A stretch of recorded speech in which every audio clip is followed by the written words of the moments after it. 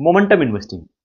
Momentum இன்வெஸ்டிங்ன்றது நீங்க வந்து fundamentals எதுவும் பார்க்கல. கம்பெனி என்ன பண்றாங்க, ஓகேயா இல்லையா எதுவுமே பார்க்கல. ஒன்லி பிரைஸ் மட்டும் பார்க்குறீங்க. பிரைஸ் பார்க்குறீங்க, மேலே போகுது வாங்குறீங்க, கீழே வருது வித்துட்டு வர்றீங்க.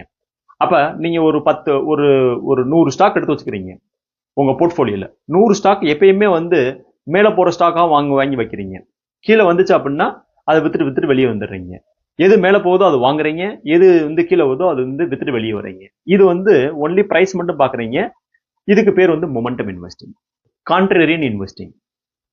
கான்ட்ரேரியன் இன்வெஸ்டிங்ல வந்து எல்லா பேருமே அந்த ஸ்டாக் வந்து விரும்பாத ஸ்டாக்கா இருக்கும். இப்ப ஐடி செக்டர் யாருமே அந்த ஐடி ஸ்டாக்கை வாங்குறது கிடையாது. ஏன் வாங்கல? பயம். ஏஐ வந்துருமோ, டாரிஃப்னால இஷ்யூ இருக்குதோ, நிறைய அன்சர்டனிட்டி இருக்கும் அந்த ஸ்டாக்ல.